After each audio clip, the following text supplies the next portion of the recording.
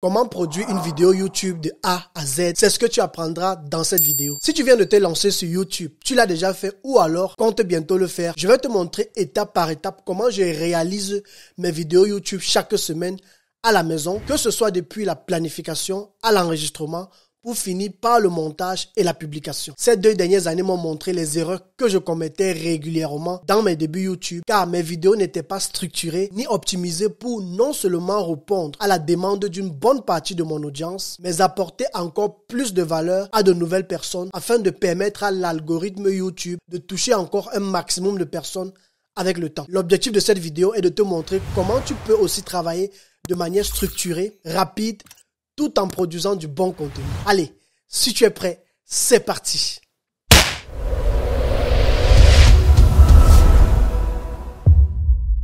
La première étape dans mon processus YouTube est la planification. Dans cette étape, je vais répartir mon travail en 4 points. Le sujet ou l'idée, le titre de la vidéo, la miniature de la vidéo, le script de la vidéo, les mots-clés de la vidéo. Le secret pour grandir sur YouTube de manière naturelle dépendra premièrement de la qualité de ton contenu, ensuite de ta consistance dans tes contenus, c'est-à-dire ta régularité dans tes publications. C'est très mauvais de commencer une chaîne YouTube, tu es chaud, tu es motivé au départ, en publiant 2 à 3 vidéos par semaine. Les gens apprécient tes vidéos, s'abonnent même à tes vidéos, mais très vite avec le temps, tu abandonnes ta fréquence et commences à faire 3 semaines ou 1 mois sans publier. La cause de ce genre de problème est très souvent un manque de planification. Beaucoup de créateurs de contenu dans leur début sous-estiment beaucoup le travail et le temps que cela coûte de faire une vidéo YouTube. Il faut réfléchir sur le sujet, trouver le bon titre de la vidéo, ensuite chercher les mots-clés pour l'algorithme, écrire le script, faire la miniature de la vidéo, ensuite enregistrer et faire le montage qui est la partie la plus longue d'ailleurs dans tout le processus avant de publier. Avec mes 10 ans d'expérience dans le montage vidéo, je peux te garantir que si tu fais les choses toi-même sans déléguer et tu n'es pas organisé, cela te prendra minimum une journée entière pour réaliser du bon contenu, de très bonnes vidéos et ne pas juste bricoler. C'est pourquoi, moi dans ma stratégie de chaque semaine, je sais à l'avance déjà le sujet de mes 4 prochaines vidéos ainsi que mes futures idées ou alors mes futurs projets de vidéos dans les mois à venir. J'ai mis sur pied un tableau de bord de planification détaillé où je prépare tous mes contenus YouTube, TikTok, Instagram et ainsi de suite, de l'idée à la réalisation. Mais laisse-moi un peu t'expliquer en détail comment ça fonctionne. Pour le cas de ma chaîne YouTube, dans mon tableau de bord de planification de contenu, j'écris chacun de mes sujets sur la colonne idées. Ça veut dire que si j'ai par exemple un abonné qui m'a posé une question que je trouve pertinente pour ma chaîne par exemple, je peux faire de cela un sujet de vidéo et je le note simplement comme une idée. Ça peut être aussi que j'ai trouvé un sujet de vidéo sur YouTube très pertinent en rapport avec ma niche et je veux créer mon propre contenu à partir de ce sujet-là. Alors, je vais le noter aussi dans la colonne idée de mon tableau de bord. De l'idée va ensuite naître un titre de vidéo que j'aurai pris le temps de personnaliser et d'optimiser grâce à l'application TubeBuddy qui me dira exactement le style de titre que les gens vont le plus aimer. Je vais tester plusieurs modèles de titres jusqu'à avoir celui qui me donne les meilleurs résultats avant de le sélectionner. Après avoir défini le titre final de ma vidéo, la prochaine étape de mon processus de travail sera de créer la miniature de ma vidéo. Depuis ma toute première vidéo jusqu'à il y a environ 2 mois, je faisais mes miniatures moi-même avec l'outil Canva. Franchement, pour un débutant, il n'y a pas mieux que Canva. Lorsque tu veux créer des visuels pour tes contenus. Ce qui est premièrement magnifique avec cet outil est que tu peux simplement sélectionner parmi les milliers de modèles qu'il te propose, les modifier selon ton goût et laisser ta créativité parler par la suite. Si tu veux aller plus loin et créer des visuels plus professionnels, tu peux aussi faire tes miniatures grâce à l'outil Photoshop. Et c'est ce que je fais depuis environ 2 mois. Je fais mes miniatures uniquement avec Photoshop en déléguant cela à mon équipe à qui je tiens à dire d'ailleurs aussi merci. Quand il s'agit des visuels particulièrement des miniatures pour ma chaîne YouTube, moi je les délègue toujours afin de pouvoir me concentrer sur l'essentiel. D'ailleurs, en passant, si tu veux aussi dans un futur proche qu'on fasse des miniatures pour tes vidéos, n'hésite pas à me contacter sur le lien en description. Lorsque ma miniature est terminée, il est temps pour moi de procéder à l'enregistrement de ma vidéo. Comme j'utilise une caméra numérique, je me rassure de vérifier tous mes réglages de base, notamment le format d'enregistrement, encore plus connu sous le nom le nombre d'images par seconde. Généralement, moi je conseille d'utiliser du 24p ou du 25p si tu souhaites avoir un rendu cinématique avec des effets, des flous dans les mouvements. Mais certains vidéastes préfèrent parfois prendre des valeurs élevées telles que 50p ou bien 100p afin de créer des effets de ralenti dans leurs vidéos. Il y a encore plein d'autres fonctionnalités comme la balance des blancs, l'ISO, l'exposition, le focus et ainsi de suite. Et ainsi de suite. Je sais déjà ce que tu es en train de te dire actuellement pendant que je t'explique toutes ces choses. Mais ce youtubeur croit que je comprends quoi dans ces termes-là. J'ai une bonne nouvelle pour toi. Si tu veux uniquement faire des vidéos YouTube, tu n'as pas besoin de toutes ces choses que je viens de t'expliquer, mais plutôt d'une méthode assez simple que j'utilise dans chacune de mes vidéos qui me fait toujours gagner un temps incroyable. Il s'agit de la fonction log.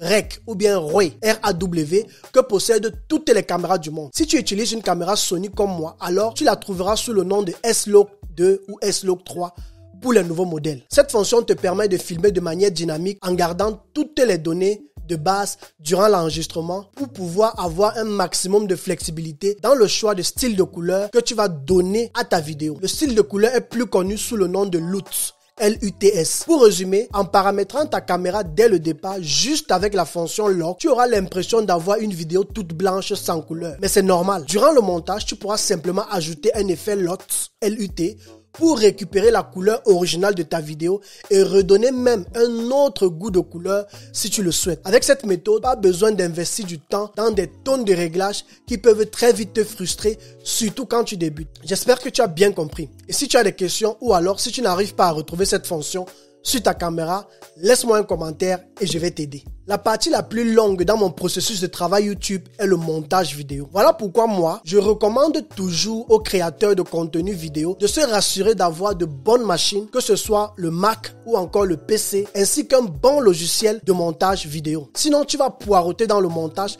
parce que la machine soit plante ou bien fait des bugs. Depuis 10 ans, j'utilise principalement le logiciel Adobe Premiere Pro pour mes montages vidéo. Je ne pourrais pas tout expliquer ici en détail comment monter une vidéo parce que ça prendrait trop de temps.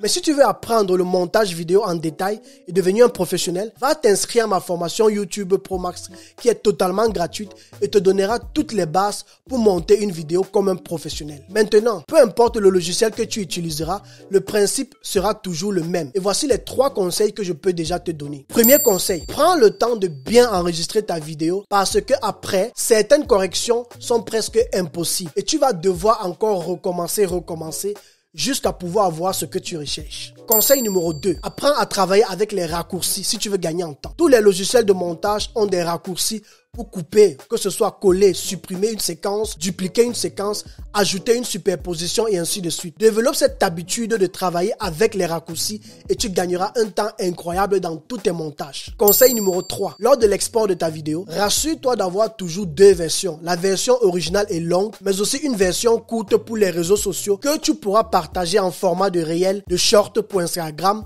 Facebook ou bien TikTok. Cela te permettra d'atteindre un maximum de personnes hors de YouTube et de les encourager à aller aussi suivre ta vidéo sur YouTube. Lorsque mon montage est terminé, je procède enfin à la publication sur YouTube. Voici les points les plus importants auxquels je fais toujours attention lors de chaque publication. 1. Je mets toujours le titre de la vidéo encore dans la description pour pouvoir favoriser l'algorithme. 2. Je fais une description claire de la vidéo en expliquant de quoi la vidéo parle. 3. Je mets les liens des choses dont je parle dans la vidéo pour faciliter mes abonnés ou visiteurs à les avoir si nécessaire. 4. J'ajoute très souvent des chapitres si la vidéo est longue. Cela permettra aux visiteurs ou encore à l'abonné de facilement sauter et aller sur la partie qui l'intéresse. 5. Je n'oublie jamais de mettre un écran de fin pour pouvoir garder les abonnés sur la chaîne en leur proposant une autre vidéo. Et moi, je conseille de toujours proposer une seule vidéo. Cela fera en sorte que les gens resteront focus et n'auront pas à choisir quelle vidéo regarder